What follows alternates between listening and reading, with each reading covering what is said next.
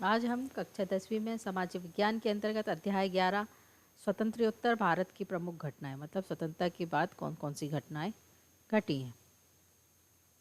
फिर हम देखेंगे कि जो घटनाएं हैं वो क्या क्या हैं। कश्मीर समस्या है, भारत में चीन संबंध है जो 1962 का युद्ध हुआ था, भारत पाक संबंध है जो 1965 से 71 में युद्ध हुआ था, फिर बांग्लादेश का उदय हुआ और भारत में आपातकाल और भारत की आणविक शक्ति के रूप में उदय होना। ये सारी चीज़ें जो है प्रमुख घटनाएं हैं भारत के स्वतंत्र होने के बाद।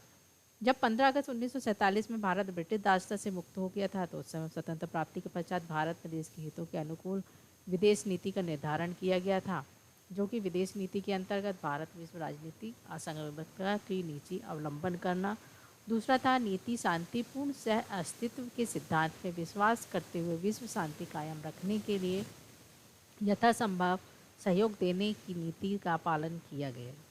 फिर साथ ही साथ साम्राज्य और प्रजातीय विभेद का विरोध करना, पिछड़े राष्ट्रों की सहायता करने को तैयार रहता था और साथ ही और उसके बाद भारत संयुक्त राष्ट्र और उससे संबंधित उसकी अन्य संस्थाओं का समर्थन करता था, उससे वह सहयोग करता था। मतलब इस तरह से नीतियाँ बनाई गई थी जिससे कि भारत मतलब जो देश है दासता से मुक्ति के बाद उसका विकास किया जा सके।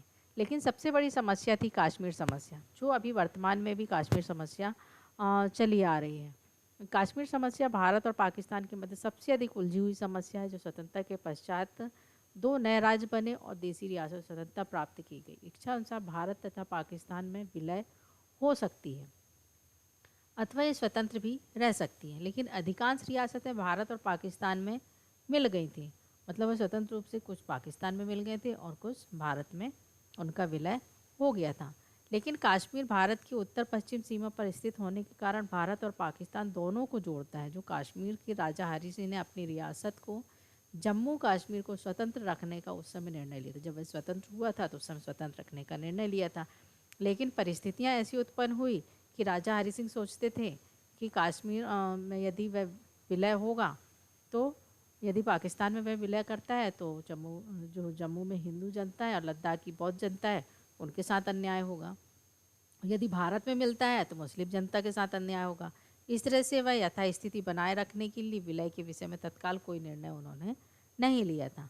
लेकिन 22 अक्टूबर 1947 में उत्तर पश्चिम सीमा के प्रांत से जब कबायलियों और पाकिस्तानियों ने जब आक्रमण किया तो उस समय पाकिस्तान को कश्मीर को अपने में मिलाना चाहता था, लेकिन और अपनी सीमाओं में सेना को इकट्ठा कर 4 दिनों के भीतर हमला कर दिया था। मतलब जब उसने देखा कि जो कबायली हैं उनको पाकिस्तान समर्थन कर रहा है और पाकिस्तान जो है कश्मीर पर आक्रमण करा के उसको अपने देश में मिला लेना चाहता है, ये सब चीज़ें देखकर उसके बाद फिर राजा हरि सिंह ने बात की और यहाँ की प्रधानमंत्री से, ताकि उसको भारत में विलय किया जा सके।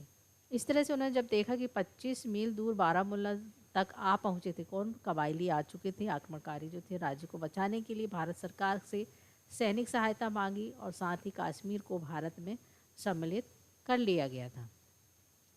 फिर भारतीय प्रधानमंत्री जवाहरलाल नेहरू ने आश्वासन दिया कि युद्ध समाप्ति के पश्चात कश्मीर में जब शांति स्थापित हो जाएगी तब कश्मीर की जनता से जनमत संग्रह करके उससे तय करेगी कि वह कहाँ शामिल होना चाहता है या स्वतंत्र रहना चाहता है। लेकिन यह भी इस कश्मीर के बारे में कोई मत व्यक्त नहीं किया था और उसके बाद कबायलियों का मार्ग बंद करने को कहा और इस बात का प्रमाण मिलने लग गए थे कि पाकिस्तान सरकार जो था कबायलियों को सहायता कर रहा था। लेकिन लॉर्ड माउंटबेटन की सलाह पर 1948 में भारत सरकार सुरक्षा परिषद ने शिकायत कबायली पाकिस्तान की सहायता प्राप्त करने और एक अंग कश्मीर पर आक्रमण कर दिया था। मतलब दोबारा भी उस समय भी कश्मीर पर आक्रमण होते थे। तो इस तरह से संयुक्त राष्ट्र दल ने मौके पर जाकर स्थिति का अध्ययन किया और अपनी रिपोर्ट दी, जिसमें ये थी कि पाकिस्तान अपनी सेनाएं कश्मीर से हटाए, कबायलियों और लोगों को जो कश्मीर के निवासी हैं उन्हें हटाने का प्रयास करे और पाकिस्तान उपयुक्त वर्णित शर्तों को पूर्ण कर लेगा तब आयोग निर्देशों के साथ उसकी सेनाओं का अधिकांश भाग वहाँ से हटा लेगी। मतलब इस तरह से भी इस सिद्धांत के आधार पर भी दोनों पक्षों में लंबी वार्ता के बाद भी युद्ध विराम के लिए जब सहमत हो गए, लेकिन कश्मीर के विलय का निर्णय जनपद संग्रह के आधार पर होना था। लेकिन संयुक्त राष्ट्र संघ जो था जनमत संग्रह की शर्तों को पूर्ण करने के लिए अमेरिकी अधिकारी प्रशासक के रूप में नियुक्त किया गया था, लेकिन वह चर्चा नहीं हो रही थी, उसका कोई भी परिणाम नहीं निकला था। फिर युद्ध विराम रेखा जब निर्धारित हो जाने के बाद भी पाकिस्तान जो था कश्मीर के क्षेत्र में ही रह गया था और पाकिस्तान के अधिकृत क्षेत्र जो है आज़ाद कश्मीर के नाम दिया था, जो मुस्लिम जनता वहाँ पर निवास करती थी। इस तरह से जवाहरलाल नेहरू ने जनमत संग्रह और अपनी वचनबद्धता का पालन करना चाहते थे, लेकिन पाकिस्तान ने संयुक्त राष्ट्र शर्तों को उल्लंघन करते हुए अधिकृत क्षेत्र को अपनी सेनाएं नहीं हटाई और कबायली भी वहाँ बने हुए थे। इस तरह से जो था वह सीटो नामक के सदस्य भी बन गया, लेकिन उसके बाद भी पाकिस्तान जो था अपने जो कार्य कर रहा था, वह आक्रमण करवा रहा था कबायलियों से, उससे वह पीछे नहीं हटना चाह रहा था।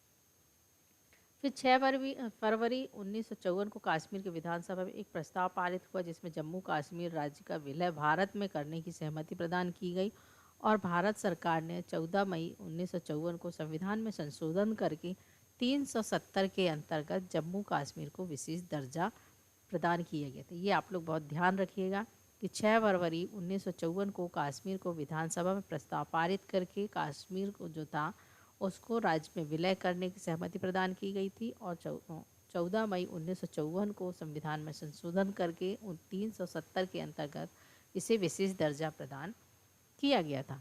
इस तरह से जम्मू कश्मीर राष्ट्रीय संघ का एक अभिन्न अंग बन गया था। इसके बाद पाकिस्तान निरंतर कश्मीर का प्रश्न उठाकर राजनीतिक अस्थिरता पैदा करने का प्रचार करता, जो कि वर्तमान में अभी भी वह यही कार्य कर रहे हैं। कभी आक्रमण करवा देगा, कभी आतंकवादियों को भेज देगा, कभी गोला बारूद से कर देगा। इस तरह से वह अस्थिरता की स्थिति उत्पन्न करता रहता है, जिससे कि पाकिस्तान जितनी सरकारें आई हैं फिर कश्मीर के प्रश्न जीवंत रखने का प्रयास करते हैं। फिर उसके बाद है भारत चीन संबंध, जो कि 1962 का युद्ध।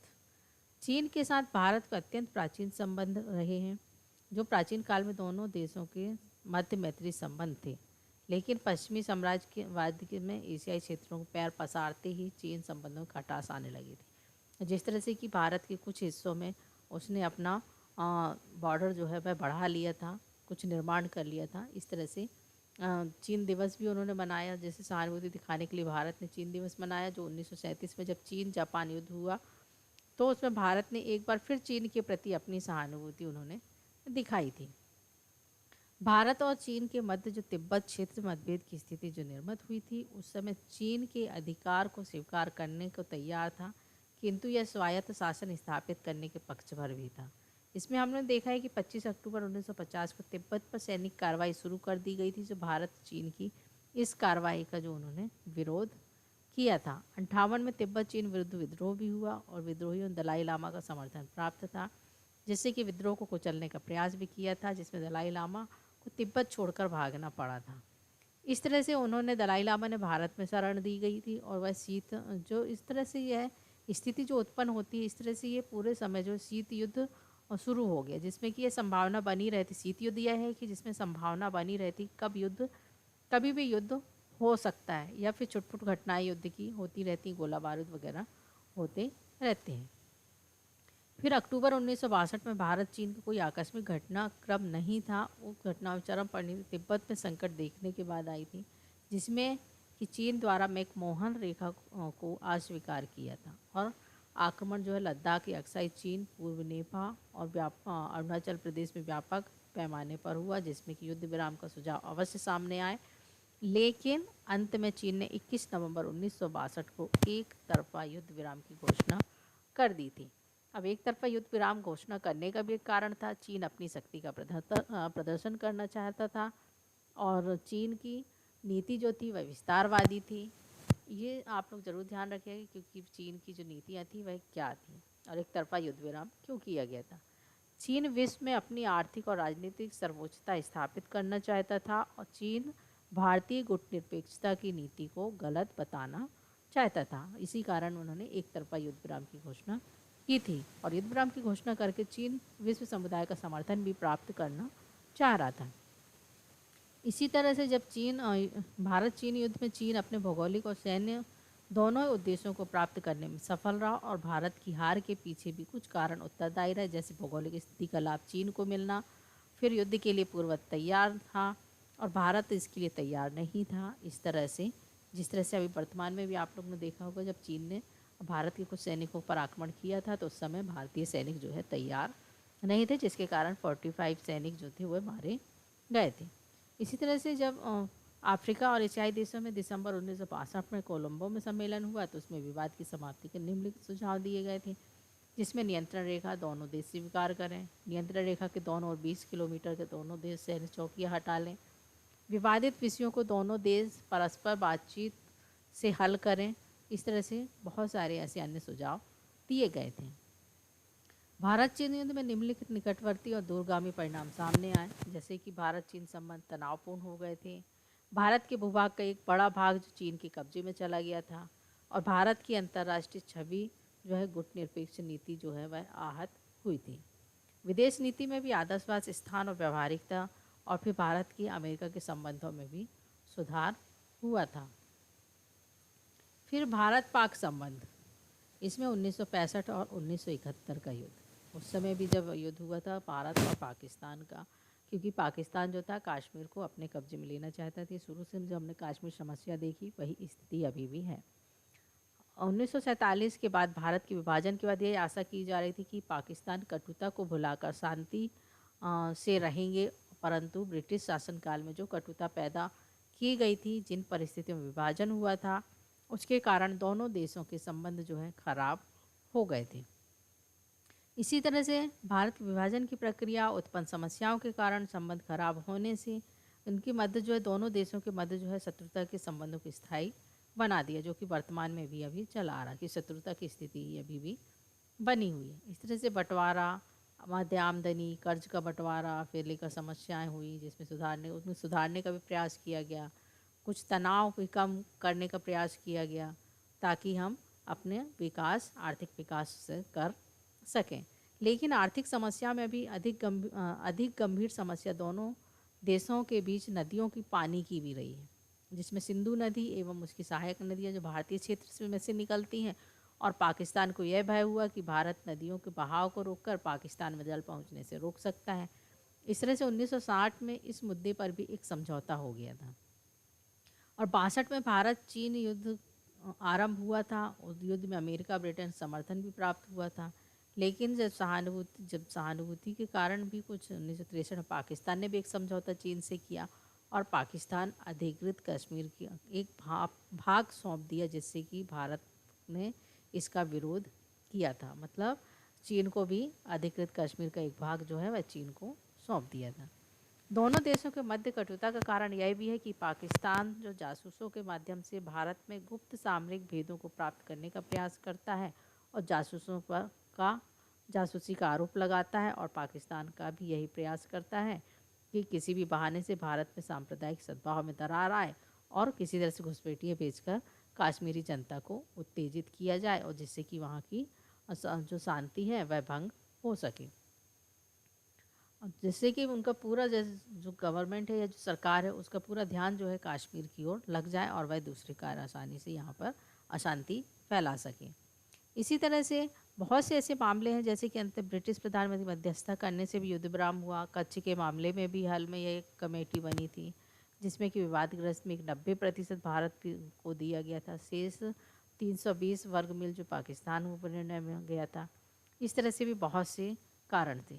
फिर युद्ध का आरंभ, कच्छ का प्रश्न जब हल हुआ ही था कि पुनः कश्मीर जो में पाकिस्तान ने कार्रवाई आरंभ कर दी, और पाकिस्तान वर्षों से सैनिक छापामार युद्ध का प्रशिक्षण देने के लिए चीन भेज रहा था, इस प्रकार से आक्रमण की तैयारी कर रहा था। फिर 4 अगस्त 1965 को हजारों पाकिस्तानी छापामार कश्मीर में घुस गए थे, जिससे पाकिस्तानी रेडियो में यह दावा किया गया था कि ये कश्मीर में विद्रोह हो गया। मतलब यहाँ भी उन्होंने पाकिस्तान से कश्मीरियों को भेजा, और वहाँ उन्होंने घुसपैठ करके और वहाँ पर अशांति फैलाने का प्रयास किया गया। तो उपद्रव भी आरंभ हो गया था, सैकड़ों छापामार पकड़ लिया गया था, और बहुत से मारे गए थे। पाकिस्तान पहले से तैयार बैठा था कि छापामारों को दूसरा दस्ता जो कश्मीर भेजा, उस परिस्थिति भारत सरकार ने उन क्षेत्रों में पहचान कराई जहां छापामार घुसपैठ होती थी, जैसे कारगिल है, टीतवाल है, डेहरी पूंजी है, हाजी पीर वदर्रा आदि क्षेत्रों में भारतीय सेना ने अधिकार किया। परिणाम तय हुआ कि घुसपैठियों के रास्ते बंद हो गए थे। मतलब यहाँ पर भारतीय सैनिक को लगा देने से घुसपैठिए जो है वह कम हो गए थे। कारगिल युद्ध भी घुसपैठियों के कारण ही हुआ था। फिर संयुक्त राष्ट्र संघ के अधिकारी जो युद्ध विराम रेखा पर पहरा दे रहे थे, वह भी घटनाओं के संयुक्त राष्ट्र संघ के मदद सहयोग दिया था। और भारत में घुसपैठियों को रोकने के लिए 25 अगस्त 1965 को दोनों पक्षों के नेताओं ने सीधी लड़ाई आरंभ कर दी, जिसमें छम्ब जूरिया और पाकिस्तान आसानी से आक्रमण कर सकता था। अतः पाकिस्तानी सेना ने आक्रमण किया, जिसमें अमनूर पर अधिकार किया, और पाकिस्तान वायुसेना अमृतसर पर भी हमला किया था। लेकिन पाकिस्तानी सेना के दबाव को कम करने के लिए पाकिस्तान ने पंजाब प्रदेश में 3 तरफ से आक्रमण किया था, जिसमें भारतीय सेनाएं लाहौर की ओर बढ़ी। यहाँ पर जब युद्ध विराम हुआ 23 सितंबर 1965 को संयुक्त राष्ट्र संघ के हस्तक्षेप से युद्ध विराम हो गया था, जिसमें कि 740 वर्ग मील क्षेत्र पर अधिकार पाकिस्तान को ने कर लिया था, और पाकिस्तान कब्जे में जो 240 वर्ग मील लगभग भारतीय क्षेत्र था। लेकिन 1965 के युद्ध विराम में पाकिस्तान पर विजय प्राप्त हुई थी, और इसमें कुछ परिणाम इस तरह से, जैसे पाकिस्तान कश्मीर समस्या का समाधान शस्त्र द्वारा करना चाहता था और युद्ध विराम का मार्ग अपनाया। पाकिस्तान का विश्वास था कि कश्मीर को मुस्लिम जनता उसका साथ देगी, परंतु ऐसा नहीं हुआ, जिसमें भारतीय धर्मनिरपेक्षता का आधार अत्यंत ठोस था। फिर युद्ध के दौरान जो नागरिक तथा सैनिकों का मनोबल ऊंचा रहा। भारतीय सेना के अधिकांश हथियार जो स्वदेशी थे, और पाकिस्तान को विश्वास था कि संकट के अवसर पर चीन उसका साथ देगा, परंतु यह भ्रम भी टूट गया था। फिर भारत पाकिस्तान के युद्ध के समय जो संयुक्त राष्ट्र की भूमिका जो तो महत्वपूर्ण थी, जिसमें कि संयुक्त राष्ट्र संघ को सफलता भी मिली। सोवियत संघ और संयुक्त राष्ट्र अमेरिका ने अपना सहयोग दिया। पाकिस्तान के लिए यह युद्ध भी घातक सिद्ध हुआ था, और पराजय सैनिक कार्रवाई खोखलेपन सिद्ध हुए थे। फिर है ताशकंद समझौता। युद्ध विराम के बावजूद युद्ध क्षेत्रों में झड़पें जो थी बंद नहीं हुई थी, और स्थिति जो समाप्त करने के लिए सोवियत संघ ने विशेष रुचि ली, और उसके बाद फिर ताशकंद आमंत्रित किया गया था। यहाँ पर जब 4 जनवरी 1966 में पाकिस्तान के राष्ट्रपति अयूब खां और भारत के प्रधानमंत्री लाल बहादुर शास्त्री के मध्य ताशकंद में वार्ता आरंभ हुई, और इसे ताशकंद समझौता कहा जाता है। जैसे दोनों पक्षों में अच्छे पड़ोसी जैसे संबंध निर्माण करने में सहमति व्यक्त की। दोनों पक्षों में यह सहमति व्यक्त की कि 5 अगस्त 1965 के पूर्व जिस स्थिति में थे, वह अपनी सेनाओं को वापस बुला लेंगे और युद्ध विराम की शर्तों का पालन करेंगे। दोनों पक्षों ने एक दूसरे के आंतरिक मामलों में हस्तक्षेप न करने और एक दूसरे के विरुद्ध प्रचार न करने, निरुत्साहित करने और इस तरह से राजनयिक संबंधों की स्थापना करने का उन्होंने निर्णय लिया था। इसकी अधिक आर्थिक, व्यापारिक, सांस्कृतिक संबंधों को मधुर बनाने में भी सहमति व्यक्त की गई थी। इस तरह से ताशकंद समझौता सर्वत्र स्वागत हुआ था, और दोनों ही पक्ष अपनी शत्रुता को बुलाकर मित्रता का मार्ग अपनाएंगे और विवादों को शांतिपूर्ण ढंग से सुलझाएंगे। इस तरह से ताशकंद की भावना कार्य करे और उम्मीद भी की गई थी। फिर 1971 का भारत पाक युद्ध। ताशकंद समझौता से भारत और पाकिस्तान के मूल मतभेदों का अंत नहीं हुआ, और समझौते के पश्चात दोनों देश के सैनिक अपने अपने स्थानों पर लौट गए। परंतु जल्दी ही पाकिस्तान ने ऐसी गतिविधियों में भाग लिया जिससे पुनः तनाव व्याप्त हो गया, और 1967 में आरंभ भारतीय पाकिस्तानी हवाई जहाज का घुस जाना, और 1967 में अमकुरनर और पाकिस्तान के सैनिकों के मध्य झड़प हुई। 1971 में इंडियन एयरलाइंस के विमान पर अपहरण किया गया। इस तरह से पाकिस्तान जो था अपने किसी भी तरह से वह भारत में शांति स्थापित नहीं होने देना चाह रहा था। इसी बीच पूर्वी पाकिस्तान में भी गृह युद्ध छिड़ गया था, और यह जिसमें जुल्फिकार अली भुट्टो, राष्ट्रपति याहिया खां, आगामी लोग भी विजय को महत्व नहीं दिया और आगामी नाराज हुए, और परिणामस्वरूप पाकिस्तान के अवामी लोग भी 3 मार्च को हड़ताल कर दी थी। मतलब वहाँ भी आंतरिक कलह प्रारंभ हो गया था। इससे भी यह समझ में आ रहा था कि वहाँ पर जो उन्होंने सेना की वापसी, मार्शल लॉ की समाप्ति, हत्याओं को न्यायिक जांच आदि की मांग भी किया गया था, जैसे मुक्त संघर्ष करने के लिए मुक्त वाहिनी कहलाए जाने लगे थे। पाकिस्तान की सरकार में पूर्व पाकिस्तान में जनक्रांति को दबाने के लिए भी सैनिक अभियान भी छेड़ दिया था, जिससे कि वहाँ पर जो हो रहे थे, युद्ध हो रहे थे, गृह कलह जो चल रही थी, उसे शांत किया जा सके। फिर 17 अप्रैल 1971 की बंगाल गणराज्य का विभेद स्थापना की गई थी, जिसमें पूर्वी पाकिस्तान बांग्लादेश भी कहा जाने लगा था। फिर युद्ध का आरंभ 12 नवंबर 1971 को भारत पाकिस्तान की पूर्वी सीमा पर स्थिति जो है विस्फोटक हो गई थी। दोनों देशों की सेनाएं अपने आमने सामने खड़ी थी और मुक्ति वाहिनी के जूझने के लिए कुछ पाकिस्तानी जो थे वह टैंक भारतीय सीमा में प्रवेश कर गए थे और सेनाओं ने उन्हें नष्ट कर दिया था। मतलब पूरे समय जो था पाकिस्तान जो था कश्मीर में शांति स्थापित होने नहीं दे रहा था। इसलिए बमबारी भी की गई, अंचल कुछ जगह युद्ध विराम को भी उल्लंघन किया गया, कई चौकियों में गोलाबारी की गई। इस तरह से यहाँ पर भारत सरकार जो एकाएक हमले से पूर्ण रूप से सतर्क थी, इस कारण पाकिस्तान आक्रमण का करारा भी उन्होंने जवाब दिया था। युद्ध जैसे जैसे बढ़ता गया, युद्ध को रोकने के लिए अंतर्राष्ट्रीय प्रयास भी आरंभ हो गए थे और फिर भारत सरकार का कहना था कि संकट का जो है शांतिपूर्ण हल भी तभी निकाला जा सकता है जब बांग्लादेश से पाकिस्तानी फौजें हटा ली जाएगी। इस तरह से भारत पाक युद्ध में बदल गया था और परिस्थिति में भारत में आत्म रक्षार्थ युद्ध करना पड़ा था। मतलब भारत को जब भी युद्ध करना पड़ा तो वह आत्मरक्षार्थ के लिए ही युद्ध करना पड़ा। इसलिए 6 दिसंबर बांग्लादेश को मान्यता प्रदान की गई थी, जिससे राजनयिक संबंध भी तोड़ दिए और पाकिस्तान को अपने मोर्चे पर हार खानी पड़ी थी, क्योंकि संयुक्त राष्ट्र संघ में प्रस्तुत करने का उन्होंने निश्चय कर लिया था। पाकिस्तान जो था बड़े हौसले पर्याप्त तैयारी के साथ युद्ध में कूदा और उसके साथ साथ सम्मिलित कार्रवाई जो पाकिस्तान को घुटने टेकने पर भी उन्होंने विवश कर दिया था। उसी प्रकार से 16 दिसंबर 1971 को भी आत्मसमर्पण हस्ताक्षर किया था कमांडर जनरल नियाजी ढाका में। फिर नियाजी ने 93,000 पाकिस्तानी सैनिकों का समर्पण भारतीय जनरल जगजीत सिंह अरोड़ा के समक्ष किया गया था, जिसमें पश्चिमी मोर्चे पर भी पाकिस्तान को युद्धबंदी करने के लिए विवश करना पड़ा था।